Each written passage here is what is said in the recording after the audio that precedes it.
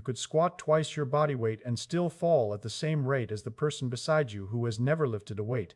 That statement sounds wrong. It has been confirmed across decades of fall prevention research. The largest systematic review of fall prevention exercise ever conducted, Sherrington and colleagues, Cochrane Database of Systematic Reviews, 2019, analyzing 108 trials with nearly 24,000 participants, confirmed that strength training alone does not significantly reduce fall rates in older adults. The difference between the intervention that works and the intervention that does not is directional. Strength is non-directional. A stronger quadriceps produces more force along its line of pull, knee extension, regardless of which direction a perturbation arrived from. The muscle does not know whether the body was pushed forward, sideways, or backward. It generates force along one anatomical axis. A stronger gluteus maximus extends the hip with more force. A stronger gastrocnemius plantar flexes the ankle with more force. Each muscle operates along its fixed line of pull. Strengthening it increases the magnitude of force along that line. It does not improve the body's ability to select the correct muscle for a perturbation arriving from an unpracticed direction. Balance correction is directional. When a perturbation arrives, a lateral push in a crowd, a backward slip on a wet surface, a rotational stumble during a turn, the corrective response must come from the specific muscle group that controls that specific direction. A lateral perturbation requires the gluteus medius on the stance leg to fire abduction force within 200 milliseconds. A backward stumble requires the anterior chain quadriceps and hip flexors to pull the center of mass forward before the body passes the backward recovery point. A rotational loss during a turn requires the deep hip stabilizers and the oblique abdominal chains to resist torsional displacement around the vertical axis. The strongest quadriceps in the world cannot catch a lateral perturbation. The quadriceps extends the knee. Lateral correction requires hip abduction. Different muscle, different joint, different neural program. Consider the person who squats 3 times per week, building quadriceps strength that exceeds population norms for their age by 50%. The squat is a sagittal plane exercise, knee extension, hip extension, ankle plantar flexion, all along the anteroposterior axis. The quadriceps that gained 50% force can produce more force during a sit to stand, more force during a stair ascent, more force during a forward lunge.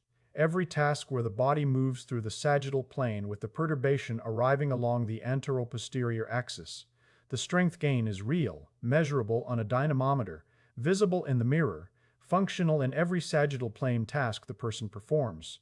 The transfer to fall prevention is near zero because the falls that injure and kill do not arrive along the sagittal axis in the population that already walks daily, but the lateral perturbation that arrives during a moment of inattention, a slippery patch on a kitchen floor, a grandchild running into the legs from the side, a misjudged step off a curb, demands gluteus abduction force along the mediolateral axis. The quadriceps cannot contribute to this correction regardless of how strong they are. The force production is excellent. The force direction is perpendicular to the perturbation. The perpendicular force is mechanically invisible to the balance problem. Training that prevents falls is training that creates perturbation in the specific direction the fall will arrive from, forcing the cerebellar computation for that direction to update its calibration, forcing the direction-specific muscles to rehearse the reactive firing pattern at the magnitude and timing a real perturbation demands. The distinction is categorical. Strength training asks muscles to produce maximum force along their anatomical line of pull, an intensity question answered by the sarcomere. Balance challenge asks the nervous system to detect a perturbation direction, select the correct muscle, and fire it at the correct magnitude within the reactive window, a coordination question the sarcomere cannot answer. The Sherrington-Cochrane data is the population-level confirmation of a physics distinction that operates at the cellular level. The sarcomere and the cerebellar circuit are different structures, trained by different stimuli, producing different outcomes. A fall begins when the center of mass crosses the boundary of the base of support, and understanding this geometry is understanding why strength cannot prevent the crossing while directional training can. The base of support is the polygon formed by the contact points between the feet and the ground.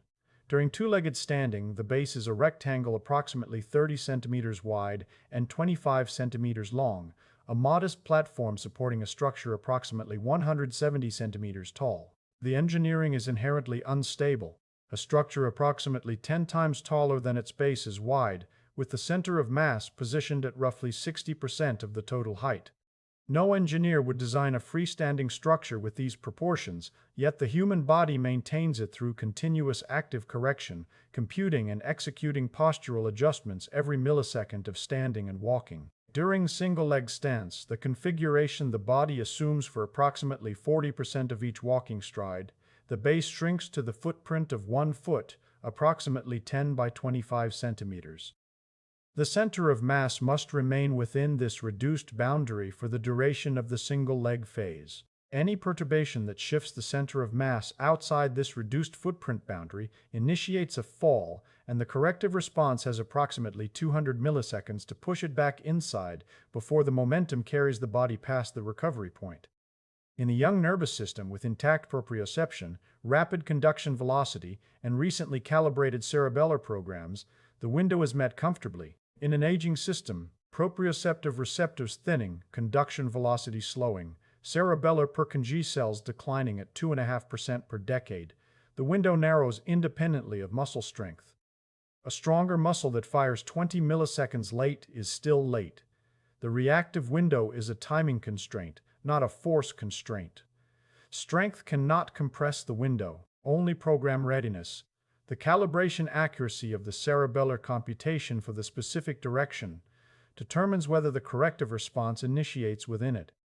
Center of mass sits at approximately the level of the second sacral vertebra, roughly at the navel in a standing adult. It is not fixed. It shifts continuously as the body sways, as the arms move, as the head turns, as the torso bends to reach for something, as the body absorbs the momentum transfer from an external push or an internal stumble. The continuous shifting means the balance system is computing corrections continuously, not occasionally, not when a perturbation arrives, but every millisecond of standing and walking. The corrections are small, automatic, and invisible during normal function. They become visible and insufficient when a perturbation exceeds the correction capacity in a specific direction. Corrective response must push the center of mass back across the boundary in the opposite direction of the perturbation. A lateral perturbation pushes the center of mass toward the right boundary.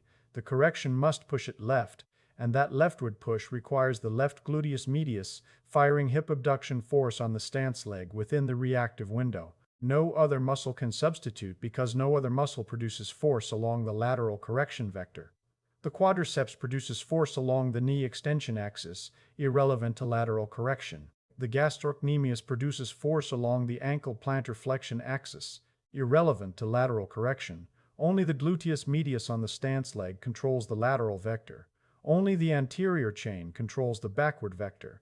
Only the deep rotators control the rotational vector. Force along an axis perpendicular to the perturbation vector is mechanically invisible to the balance problem. The force exists, the direction does not match, and the correction fails regardless of magnitude.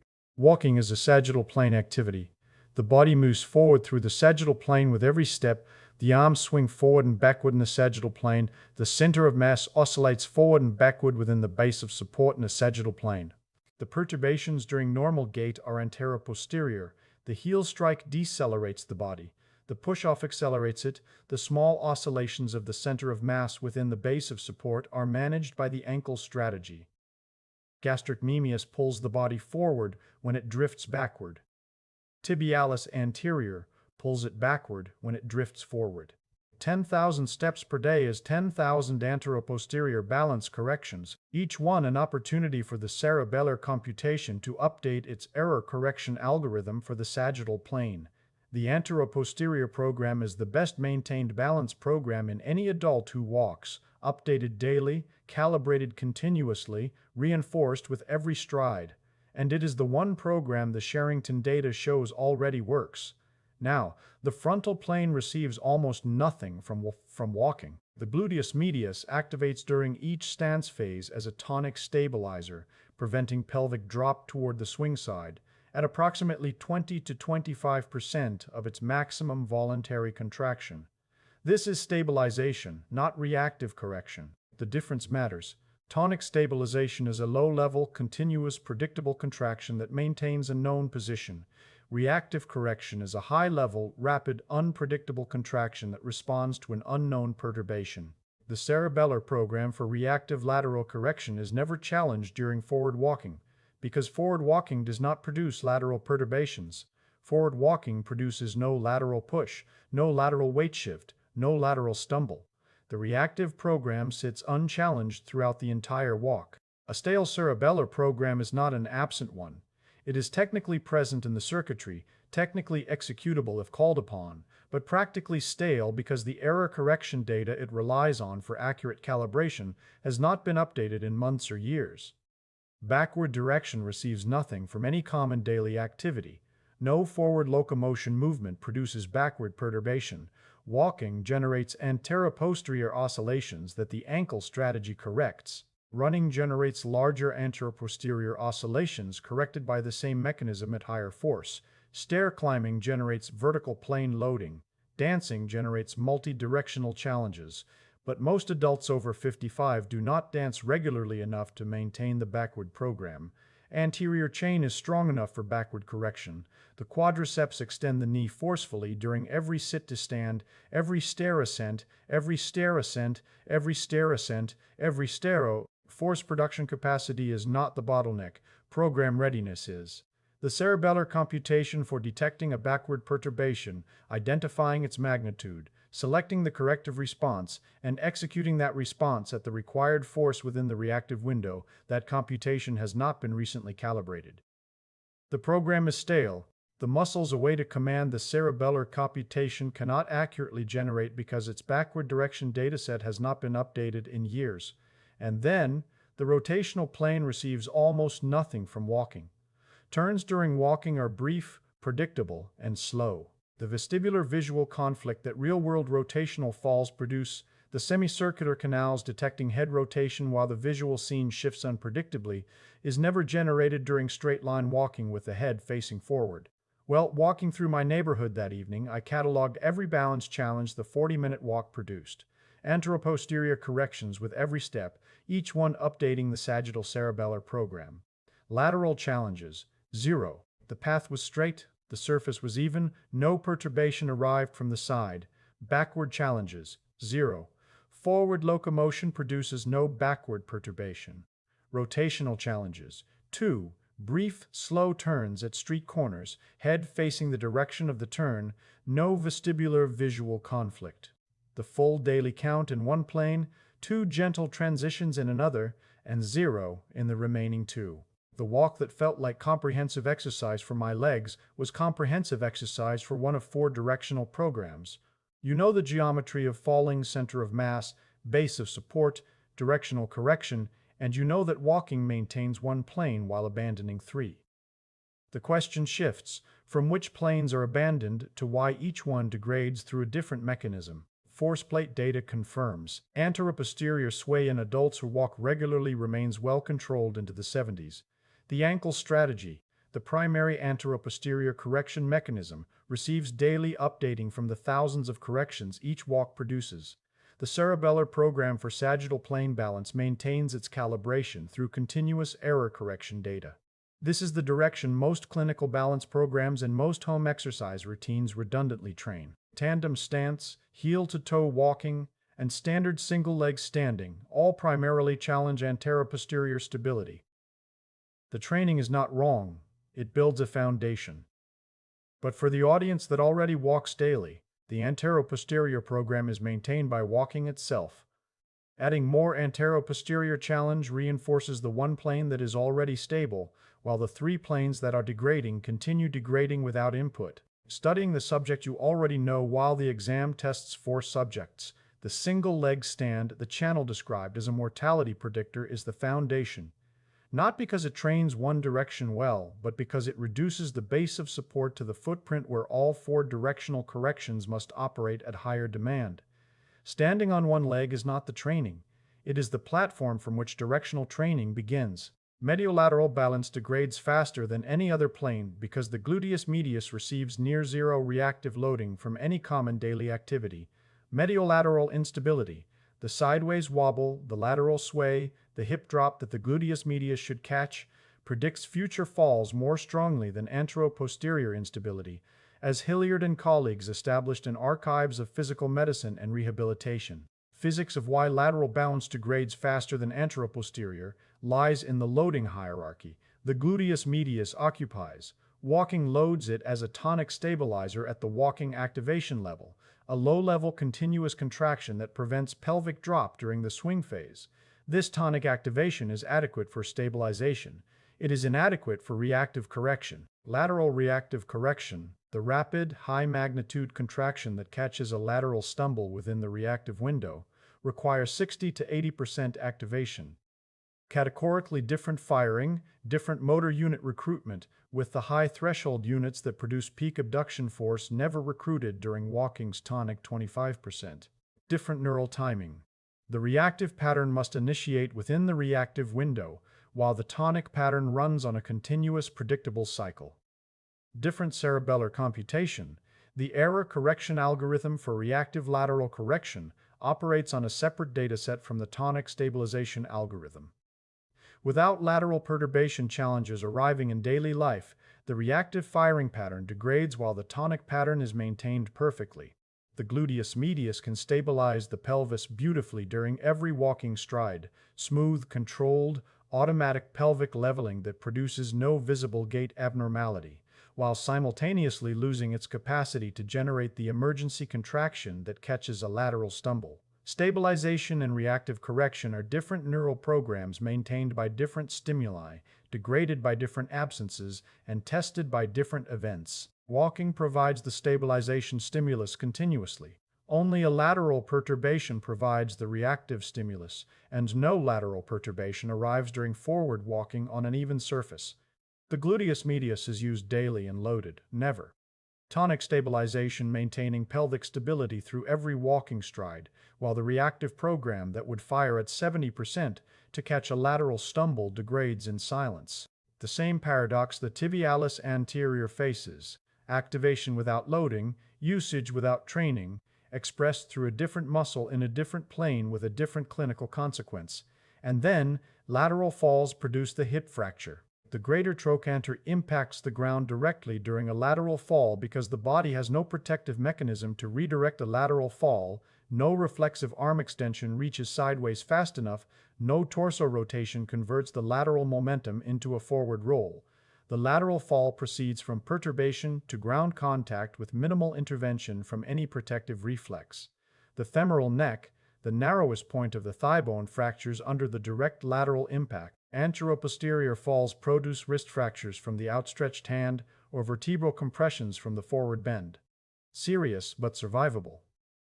The hip fracture carries the highest morbidity and mortality of any fall-related injury in adults over 65. 20% do not survive the following year, and among survivors, 50% do not return to their pre-fracture level of independent mobility.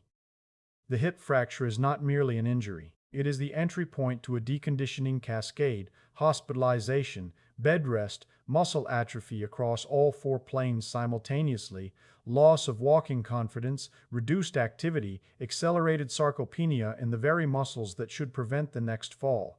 The first lateral fall produces the fracture that produces the deconditioning that increases the probability of the second fall. Well, backward balance is the fastest degrading plane because it receives zero challenging input from any source in daily life. No common daily movement produces backward perturbation. Walking is forward, stair climbing is upward. Even lateral stepping, which some balance programs include, is sideways. The cerebellar program for backward reactive correction sits unused for years or decades in most adults.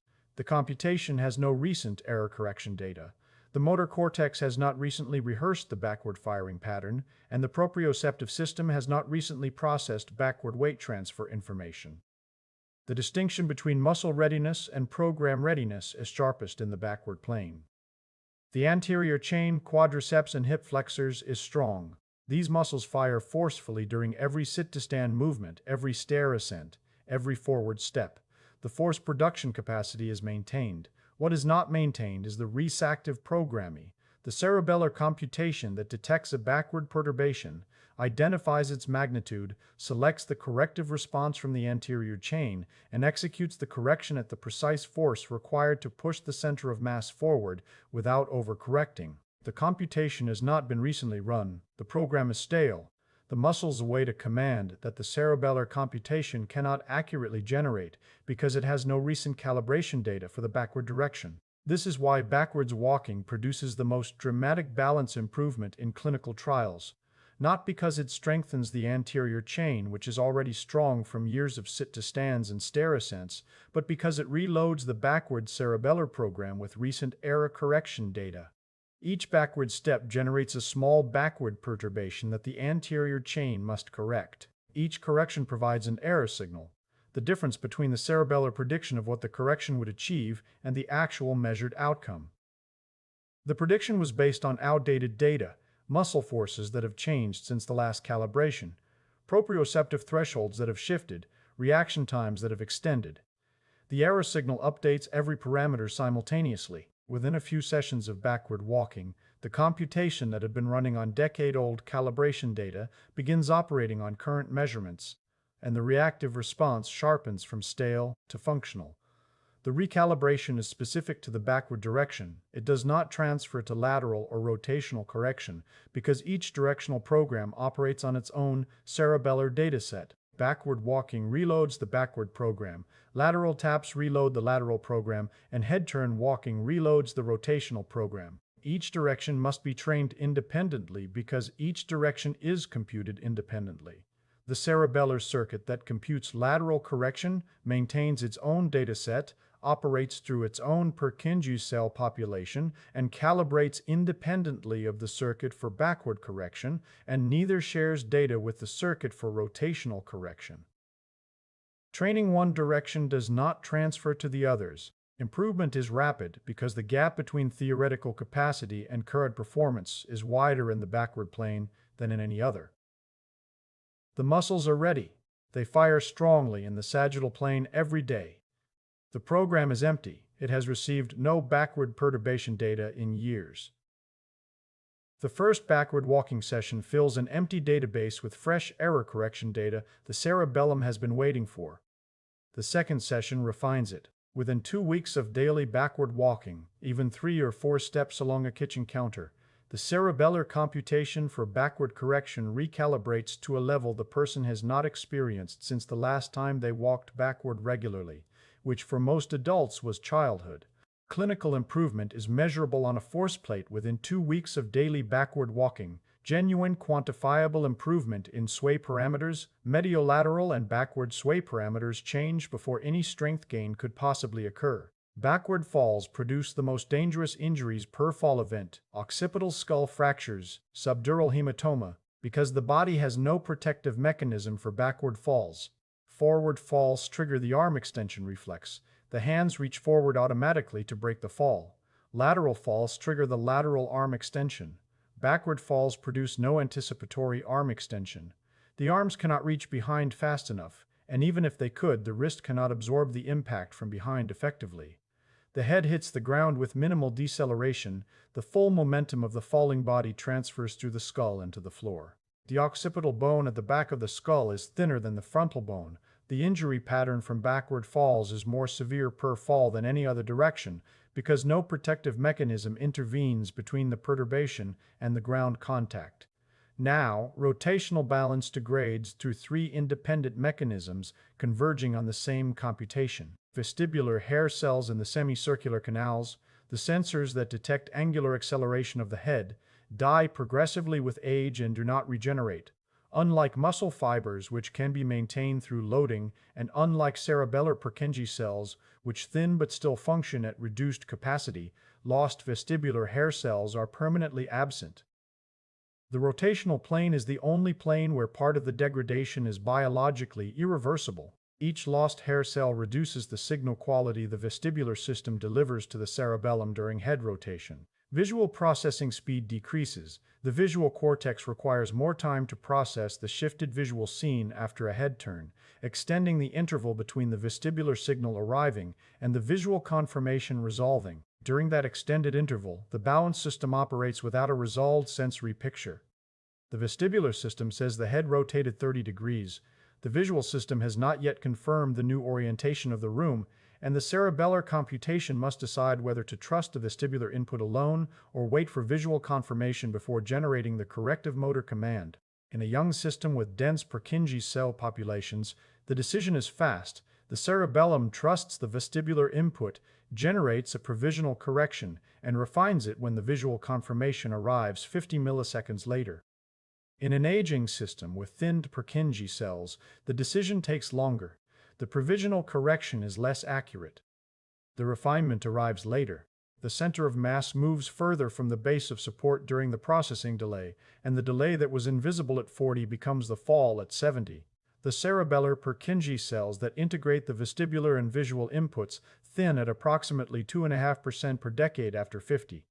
3 declines converging on one computation, and each decline operates independently of the others. Vestibular hair cell death follows its own biological clock. Visual processing speed follows its own neural timeline. Purkinje cell thinning follows its own cerebellar trajectory. No single intervention addresses all 3. But the rotational balance exercises, head turns during walking, looking over the shoulder during lateral taps, challenge the computation that integrates all 3 inputs, forcing the degraded system to calibrate its accuracy with the sensors it currently has, rather than the sensors it had at 40. Real-world falls rarely occur during straight-line walking or quiet standing. They occur during transitions, turning to look behind while walking down a hallway, pivoting at the top of a staircase, stepping sideways around furniture, turning a corner while carrying a bag that shifts the center of mass unpredictably. Each transition produces a rotational perturbation the vestibular visual system must resolve while the center of mass moves through a trajectory. The cerebellar computation must track in real time. Consider the 67-year-old walking through a supermarket, turning the trolley around the end of an aisle while scanning the shelves for a product. The head turns left. The body rotates right around the trolley handle. The visual scene shifts. The vestibular system detects the angular acceleration. The cerebellar computation must integrate the conflicting inputs while maintaining the center of mass over a base of support that is itself shifting as the feet reposition around the turn. The person whose rotational computation has degraded through 3 converging mechanisms: fewer vestibular hair cells detecting angular acceleration, slower visual processing resolving the scene shift, thinner cerebellar Purkinje cell population computing. The integration trips during the turn. Not because the turn was biomechanically difficult. A healthy 25-year-old performs the same turn without conscious effort. The turn fails because the sensory integration required exceeded the degraded system's capacity. The sensors delivered noisy data. The processor needed additional milliseconds.